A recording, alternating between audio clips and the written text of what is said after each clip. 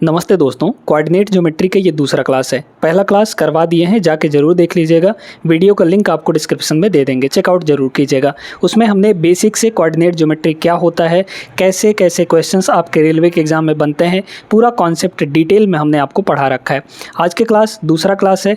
इसमें हम लोग त्रिभुज और चतुर्भुज के क्षेत्रफल निकालने वाले जो क्वेश्चन होते हैं उस टाइप के क्वेश्चन करेंगे, और कुछ क्वेश्चन जो लाइन से रिलेटेड होते हैं, लाइन मतलब रेखा से रिलेटेड जो सवाल बनते हैं आपके कोऑर्डिनेट ज्योमेट्री के अंदर, उन सवालों को करने वाले हैं इस क्लास के अंदर। तो चलिए क्लास को शुरू करते हैं।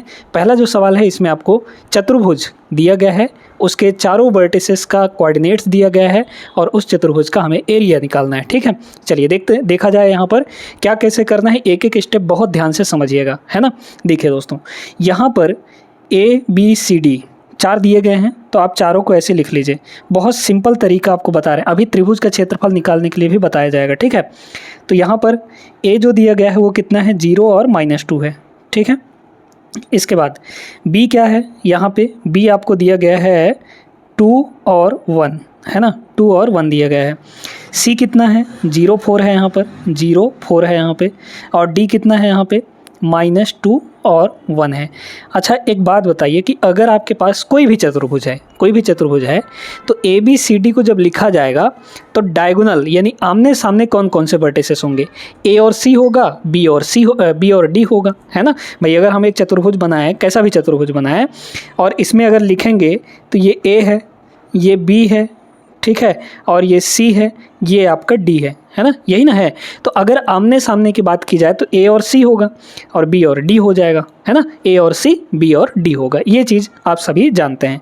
तो अब यहाँ पे हमारा तरीका ये है कि इन चारों में से किसी एक को 0 0 बना लीजिए, किसी एक को 0 0 बना लेना है ना। अगर हम किसी एक को 0 0 बनाएंगे तो होगा क्या, इससे समझिएगा ज़रा।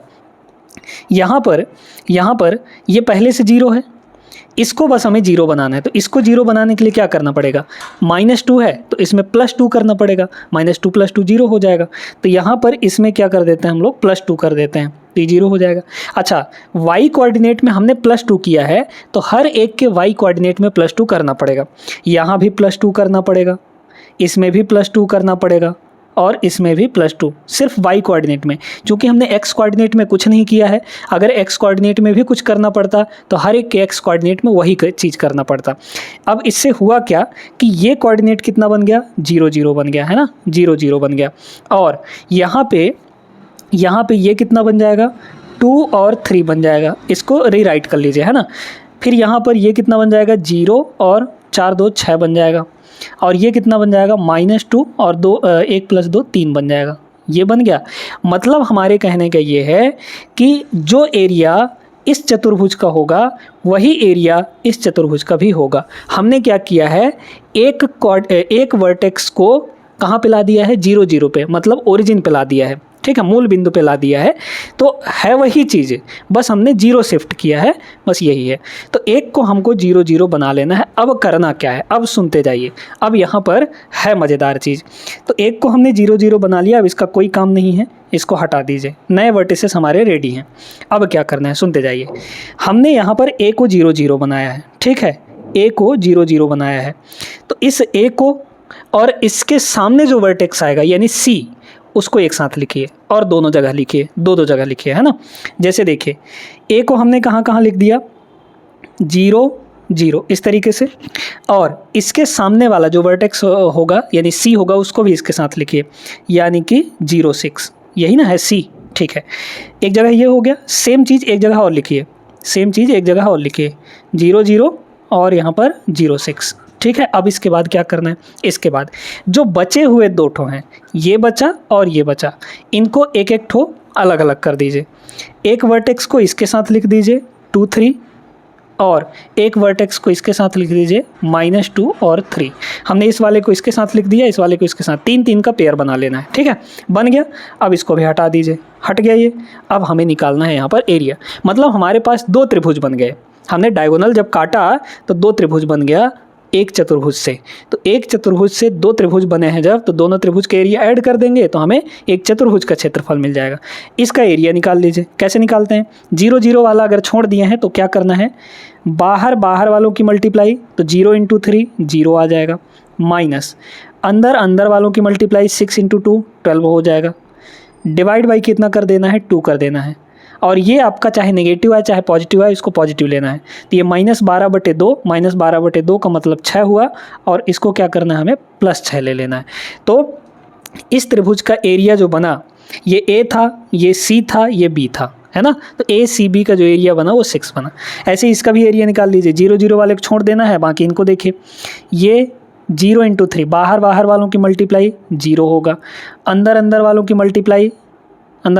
मल्टीप्लाई -12 हो जाएगा, और इन दोनों का यहाँ पर ले लेना है डिफरेंस, डिवाइड बाई कितना कर देना है, 2। तो ये माइनस +12 हो जाएगा, तो 0 + 12 12/2, 12/2 6 आ जाएगा। तो इसका भी एरिया 6 आ गया, इसका भी एरिया 6 आ गया। दोनों के एरिया जोड़ देंगे तो हमें चतुर्भुज का एरिया मिल जाएगा, यानी कि 12 square unit. Option number B is the correct answer. क्या करना है आपको बहुत अच्छे तरीके से समझ में आ गया होगा। पहले एक वर्टेक्स को 0 0 बना देना है, उस वर्टेक्स को उसके सामने वाले वर्टेक्स के साथ 2 2 अलग जगह लिखना है, यहाँ पे AC, ठीक है।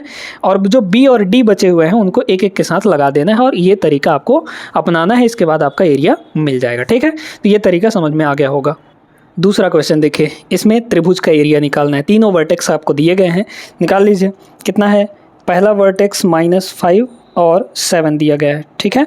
दूसरा वर्टेक्स कितना है? -4 और -5 है, ठीक है। तीसरा वर्टेक्स यहाँ पर 4 और 5 दिया गया है। क्या करना है, इनमें से किसी एक वर्टेक्स को 0 0 बना लेना है, ठीक है। तो शुरू वाले को 0 0 बना लीजिए। शुरू वाले को अगर 0 0 बनाएंगे तो यहाँ -5 है तो +5 करना पड़ेगा, और यहाँ +7 है तो -7 करना पड़ेगा, तब ना 0 0 बनेगा। अब सब जगह यही करेंगे, +5 -7, +5 और यहाँ -7, यहाँ भी +5 और -7, ठीक है। अब इसको रीराइट कर लीजिए, एक बार और लिख लीजिए। ये तो बन गया 0 0, इससे हमें अब मतलब नहीं है, ठीक है। इसको देखिए, +5 -4, +5 -4 प्लस का 1 आएगा, ये दोनों माइनस में है तो माइनस का 12 आ जाएगा। ये बन गया एक वर्टेक्स। ये कितना होगा? 9, और ये हो जाएगा -2, ठीक है। तो 9 - 2। अब क्या करना है, वही इसको हटा दीजिए। बाकी जो बचे हुए हैं बाहर पहले बाहर वालों की मल्टीप्लाई करनी है ना, ध्यान रखिएगा इस चीज़ को। तो बाहर वालों की मल्टीप्लाई 1 - 2, 1 - 2 कितना आएगा? 1 - 2 का मल्टीप्लाई -2 आ जाएगा, और इन दोनों की मल्टीप्लाई 12 नहीं हो 108, माइनस का 108 आएगा, है ना, माइनस का 108। और इनका क्या करना है, डिफरेंस ले लेना है, और डिवाइड बाई यहाँ पर 2 कर देंगे। कितना होगा? माइनस प्लस हो जाएगा, तो -2 + 108, तो 108 - 2 कितना होगा? 106 हो जाएगा। +106 और डिवाइड बाई यहाँ पर 2, जो कि कितना आएगा? 53 स्क्वायर यूनिट, 53 वर्ग इकाई। ऑप्शन नंबर बी करेक्ट होगा। ये तरीका है सबसे बढ़िया तरीका। बाकी आप लोग फार्मूला लगा के करना चाहते हैं तो फार्मूला लगा के भी कर सकते हैं, है ना। चलिए फार्मूला भी आपको बता देते हैं। फार्मूला यहाँ पर नीचे लिख देते हैं, ठीक है। एरिया का जो फार्मूला होता है दोस्तों, ये होता है, यहाँ पर एरिया का जो फार्मूला होता है ये होता है 1/2, फिर ब्रैकेट लगाइए, x1 y2 - y3, ठीक है, y2 - y3 प्लस इसके बाद अब x1 ले चुके हैं तो x2 लेंगे, x2 y3 - y1, है ना, y3 - y1 प्लस यहाँ पे x2 हो गया तो अब x3 लेंगे, तो x3 3 के बाद क्या आएगा? 1 आएगा, तो y1 से शुरू होगा, y1 - y2। ये होता है आपका फार्मूला, ठीक है। बाकी फार्मूला लगा के भी कर सकते हैं। कैसे? जैसे देखिए, ये x1 y1, x2 y2, x3 y3, इस तरीके से इसमें रखेंगे फार्मूले में तो आपका आंसर आ जाएगा, ठीक है। क्लियर हो गया? आगे चलिए नेक्स्ट क्वेश्चन पर देखिएगा। इस सवाल में क्या है, अब इसमें ये है कि भैया आपको एरिया दे रखा है ना, एरिया दे रखा है, और इस वर्टेक्स का एक कोऑर्डिनेट मिसिंग है P। इसी P का मान हमें निकालना है। जो सेम तरीका लगाते हुए आए हैं वही तरीका हम लोग लगाएंगे यहाँ पर, है ना। तो देखिए, अब यहाँ पर इसको 0 0 बनाना है ना। 3 - 2 इसको 0 0 बनाएंगे, तो +3 है तो -3 करना पड़ेगा, ये -2 है तो +2 करना पड़ेगा। मतलब हर जगह क्या करना पड़ेगा हमें? -3 + 2 करना पड़ेगा, ठीक है। -3 और +2 करना पड़ेगा हर जगह। चलिए, तो इसको जब -3 + 2 करेंगे, इसमें -3 करेंगे तो ये 0 0 बन जाएगा, है ना। पहला वाला तो हमारा 0 0 हो गया।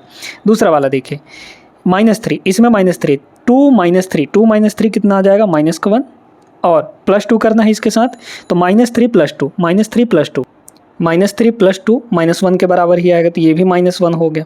इसके बाद इसमें देखिए -3 करना है तो P में -3 करिए तो P -3 बनेगा, P -3 बनेगा। और यहाँ पे -4 है तो -4, अरे भाई -4 + 2 करना है तो -4 + 2 कितना आ जाएगा, -2 बन जाएगा। ठीक है, उम्मीद करते हैं क्लियर हो गया होगा। अच्छा, अब क्या करना है, अब ये एरिया आपको 8 दिया गया है, तो चलिए करते हैं। बाहर वालों की मल्टीप्लाई, -1 - 2 प्लस का 2 हो जाएगा मल्टीप्लाई होके, ठीक है।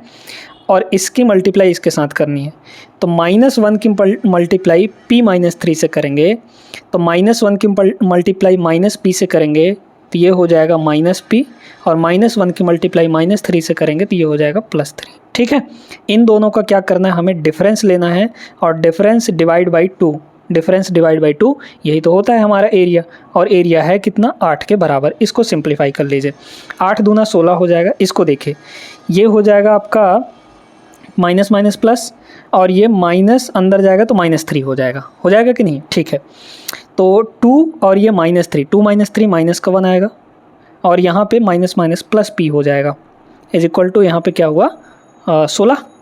ठीक है, 8 दूना 16, तो P की वैल्यू यहाँ से कितनी आ गई, -1 उधर जाएगा, 16 1 17 हो जाएगा, तो 17 P की वैल्यू होगी। Option number A is the correct answer. ठीक ना, उम्मीद करते हैं आप सभी लोग समझ गए होंगे। आगे चलिए नेक्स्ट क्वेश्चन पर। अब ये सवाल बहुत बेहतरीन सवाल है ना, डिस्टेंस फार्मूला से रिलेटेड है। ABC एक ऐसा त्रिभुज है जिसके शीर्ष आपको दिए गए हैं वर्टेक्स ABC, निर्देशांक भी दिए गए हैं। त्रिभुज बिंदु A पर समकोण है, पॉइंट A पर राइट एंगल बन रहा है, तो A का मान निकालना है। यहाँ पर A रहा आपका। ठीक है, चलिए देखते हैं कैसे करेंगे। कल हमने आपको बताया था कल की क्लास में कि यहाँ पर अगर आपके पास 2 पॉइंट हैं, P है, इसका कोऑर्डिनेट x1, ठीक है, और y1 दिया है, और दूसरा पॉइंट हमारे पास अगर Q है और इसका कोऑर्डिनेट हमें x2 और y2 दिया है, तो इनके बीच का जो डिस्टेंस होता है, दूरी PQ, P से लेकर Q तक के बीच की दूरी, ये होता है अंडर रूट x2 - x1 का होल स्क्वायर, x2 - x1 का होल स्क्वायर, और प्लस y2 - y1 का होल स्क्वायर। ये कल की क्लास में हमने आपको बहुत अच्छे तरीके से बताया था। ठीक है, अब चाहे y1 - y2 करिए, चाहे x1 - x2 करिए, उससे कोई फ़र्क नहीं पड़ेगा, क्योंकि स्क्वायर जब होता है तो माइनस का स्क्वायर और प्लस का स्क्वायर वो पॉजिटिव ही बन जाता है ना, तो उससे कोई फ़र्क पड़ेगा नहीं। अच्छा, एक बात बताइए कि अगर हम इस स्क्वायर रूट को या फिर दोनों साइड अगर स्क्वायर कर दें तो ये स्क्वायर बन जाएगा और ये हट जाएगा, है ना। तो अगर देखा जाए सिंपली यहाँ पर, तो यहाँ पे हम लोग इसको इधर स्क्वायर लगा सकते हैं, इधर स्क्वायर लगा सकते हैं, है वही मतलब, है ना, है वही मतलब, तो हमारा ये बन जाएगा। ठीक है, अब इसी से रिलेटेड हमारा ये है, देखिए यहाँ पर बोला गया कि भैया पॉइंट ए पर समकोण बन रहा है, तो अगर हम एक समकोण त्रिभुज बनाएंगे और पॉइंट ए पे राइट एंगल रखेंगे, ये हमारा राइट एंगल है, तो इनमें से कोई एक ठो बी होगा, एक ठो सी होगा, इसको बी मान लीजिए, ये हमारा सी हो जाएगा, और इसमें लगता है पाइथागोरस थ्योरम। क्या लगता है, पाइथागोरस थ्योरम ही यहाँ पर लगाना था। पाइथागोरस थ्योरम क्या कहता है कि जो हाइपोटेनस है यानी कि BC का स्क्वायर, तो BC का जो स्क्वायर होगा ये बराबर होगा बेस और परपेंडिकुलर के स्क्वायर का सम, तो AB का स्क्वायर और प्लस यहाँ पर AC का स्क्वायर, है ना, AC का स्क्वायर। यही चीज़ यहाँ से निकाल के हमें रखना है। PQ पता है ना क्या होता है। ठीक है, चलिए तो पहले B और C का देखते हैं। ठीक है, तो ये B है, ये C है। चलिए घटाते जाइए, यहाँ पर A में से -5 को घटाएंगे, A में से -5 को घटाएंगे, भाई x1 - x2 करेंगे, x2 - x1 करिए, x1 - x2 करिए, कोई दिक्कत नहीं।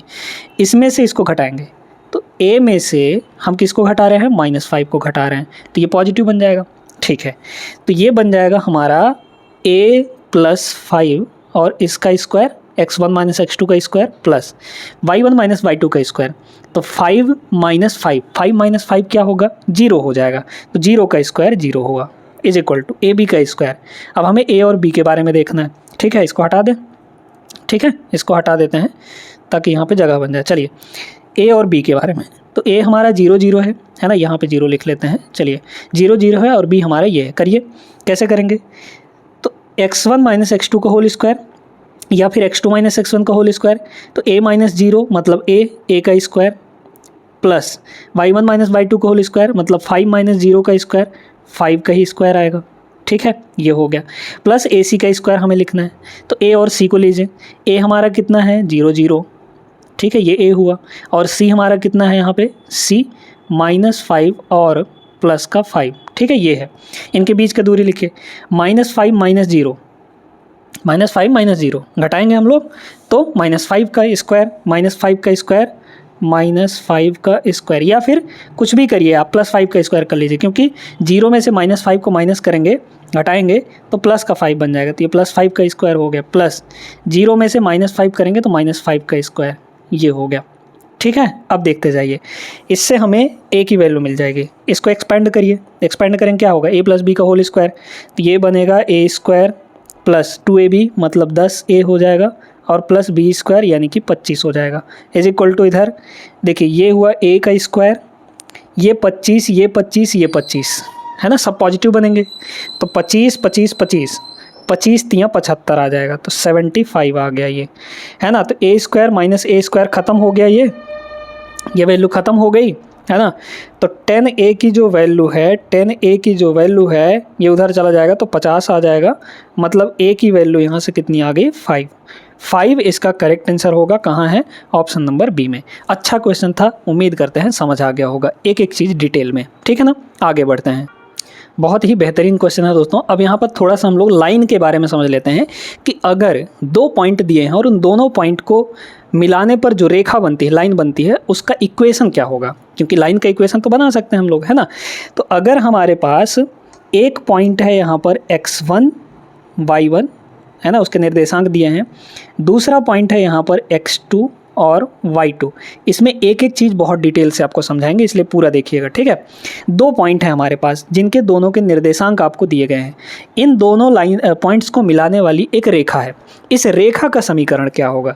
तो इक्वेशन इसका होता है, इसका इक्वेशन जो होता है ये होता है दोस्तों y माइनस y1, है ना, y माइनस y1, y1 कौन सा? ये वाला, ठीक है, ये पॉइंट, इज इक्वल टू, फिर इसके बाद इसमें लिखा जाता है इसका स्लोप यानी प्रवणता, जिसको हम लोग हिंदी में ढाल बोलते हैं। तो स्लोप क्या होता है? स्लोप को हम लोग m से डिनोट करते हैं, और m का जो फॉर्मूला होता है ये होता है y2 minus y1 divide by x2 minus x1, ये होता है हमारा स्लोप का फॉर्मूला। तो यही स्लोप यहाँ पे चिपका देते हैं, मतलब y2 minus y1 divide by x2 minus x1 और मल्टीप्लाई यहाँ पर क्या करते हैं हम लोग? मल्टीप्लाई में x माइनस x1 कर देते हैं, x माइनस यहाँ पर x1, ठीक है। ये होता है एक 2 बिंदुओं को मिलाने वाली रेखा का समीकरण। क्लियर हो गई बात? ठीक है। अब देखिए यहाँ पर स्लोप का फॉर्मूला भी हमने बता दिया, ये वाला स्लोप होता है, और इसका एक जनरलाइज्ड फार्मूला जो होता है, एक रेखा का जो समीकरण होता है, ये होता है y is equal to mx plus यहाँ पर c, ये जनरलाइज्ड फार्मूला है, ठीक ना। m यहाँ पर स्लोप को बताता है, प्लस c ये कांस्टेंट टर्म होता है, ठीक है। तो ये होता है। अब इसके बाद कोई सरल रेखा x अक्ष और y अक्ष को कहाँ पे कट करेगी, ये कैसे पता करेंगे, है ना। x एक्सिस और y एक्सिस को, जैसे मान लीजिए कि यहाँ पर हमारे पास ये y एक्सिस है, ये x एक्सिस है ना, ये x एक्सिस y एक्सिस है, और कोई रेखा यहाँ पे इस तरीके से जा रही है, काट रही है ना, ये हमारी रेखा हो गई। तो इस रेखा का कोई समीकरण होगा, ये तो हमारा भाई x एक्सिस और y एक्सिस हो गया, है ना, ये x एक्सिस हो गया, ये y एक्सिस हो गया, ये ओरिजिन है पॉइंट आपका 0 0। ये जो रेखा जा रही है ये y एक्सिस को यहाँ पे काट रही है, x एक्सिस को यहाँ पे काट रही है, ठीक है। तो x एक्सिस को जिस पॉइंट पे काटेगी वो क्या होगा? a होगा और 0 होगा, ये ना होगा, क्योंकि x एक्सिस पे कोई भी पॉइंट होता है उसका सिर्फ x कोऑर्डिनेट होता है, y वाला 0 होता है। अच्छा, b पॉइंट पे यहाँ पे अगर काट रही है तो मान लीजिए कि ये है 0 और बी पॉइंट पे काट रही है ना। यहाँ से यहाँ तक बी है आपका, इसलिए ये बी पॉइंट हुआ। यहाँ से यहाँ तक ए है आपका, इसलिए ए पॉइंट हुआ। अब ए की वैल्यू यहाँ पे नेगेटिव होगी, हालांकि यहाँ पे इस पॉइंट पे, क्योंकि लेफ्ट साइड में आ गए तो इधर नेगेटिव होती है ना। लेकिन एक जनरल ए की वैल्यू कुछ आएगी तो वो नेगेटिव में आएगी। अगर इधर है तो पॉइंट, इधर है पॉइंट तो फिर पॉजिटिव आएगा, है ना। ये तो हमें क्या चाहिए कि यहाँ पर बी चाहिए और ए चाहिए। अगर सिर्फ और सिर्फ हमें एक इक्वेशन दिया है, एक रेखा का समीकरण दिया है, और उससे हमें पता करना है कि वो रेखा वाई एक्सिस और एक्स एक्सिस को किस किस पॉइंट पे काटेगी, तो ये आप आराम से निकाल सकते हैं। इसके लिए एक तरीका बताते हैं। तरीका क्या है दोस्तों? तरीका यहाँ पर ये है कि इसको थोड़ा हटाइए और समझते जाइए। समझना ये है कि जो भी हमारा इक्वेशन दिया होगा उसको पहले डिवाइड करेंगे इस तरीके से, x upon a plus y upon b is equal to 1। इस तरीके से हम लोग उस इक्वेशन को लिख लेंगे, उस इक्वेशन को इस तरीके से बना लेंगे।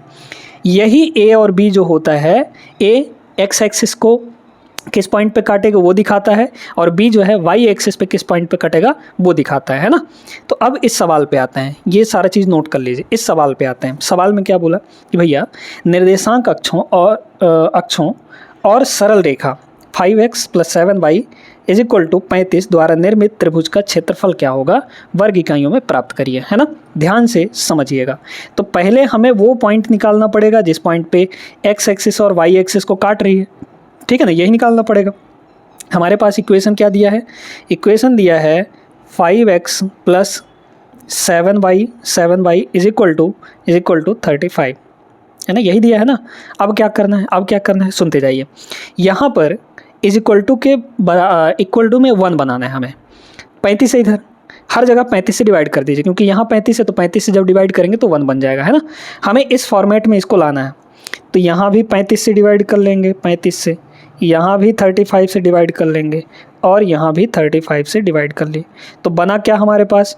5 एकम 5, 5 सत्ते 35, यानी ये बन गया x / 7 प्लस ये बन गया 7 से काटेंगे तो ये 5 बार में कटेगा, यानी y/5 बन गया, प्लस इक्वल टू इधर बन गया 1। ये बन गया हमारा इक्वेशन। और ये 7 बता रहा है कि x एक्सिस को कहाँ पे काटेगी, ये 5 बता रहा है कि y एक्सिस को कहाँ पे काटेगा, है ना। तो बस बना लीजिए। एक त्रिभुज ही तो बनाना है, एक त्रिभुज ही तो बनाना है ना। एक त्रिभुज ही तो यहाँ पर बनाना है, तो त्रिभुज हम लोग बना लेते हैं, है ना। देखिए ये x एक्सिस हो गया, ठीक है, ये y एक्सिस हो गया। x एक्सिस पे कहाँ पे काट रहा है? x एक्सिस पे कहाँ पे काट रहा है? 7 पे काट रहा है। तो 7 कहाँ पे होगा? यहाँ कहीं पे होगा, है ना। तो ये 7 और 0 हो गया, ये 7 और 0 हो गया। और y एक्सिस पे कहाँ पे काट रहा है? 5 पे काट रहा है, तो प्लस का 5 यहाँ पे कहीं पे होगा, ठीक है। प्लस माइनस का भी ध्यान रखना है दोस्तों, ये भी ध्यान रखिएगा, है ना। तो +5 पे काट रहा है, मतलब ये होगा 0 और 5 हो जाएगा। बस यहाँ पे काट रहा है। कह रहा है कि निर्देशांक अक्षों, यानी कि x अक्ष और y अक्ष और सरल रेखा द्वारा निर्मित त्रिभुज, सरल रेखा बना लीजिए, यही तो होगा सरल रेखा। इसके द्वारा बना जो त्रिभुज है ये इसका एरिया हमें चाहिए। तो एरिया निकालना है यहाँ पर। अब चूंकि ये 90 डिग्री है, ये 90 डिग्री है, तो यहाँ पे एक राइट एंगल ट्रायंगल बन गया, और उसका एरिया निकालना बहुत आसान होता है। राइट एंगल ट्रायंगल का एरिया निकालने के लिए फॉर्मूला क्या होता है? 1/2 base into height, 1/2 base into perpendicular. तो बेस यहाँ से लेकर यहाँ तक कितना यूनिट है? 7 है भाई। यहाँ से यहाँ तक कितना है? 7 यूनिट है। तो ये हो गया 7 इंटू हाइट कितना है? यहाँ से लेकर यहाँ तक 5 है ना, 0 से 5 तक गया है, ये 5 दिखा रहा है हमारा, तो ये हो जाएगा 5। कितना आ गया? 35 का आधा, 35 डिवाइड बाई 2, 35 डिवाइड बाई यहाँ पर 2 हो जाएगा।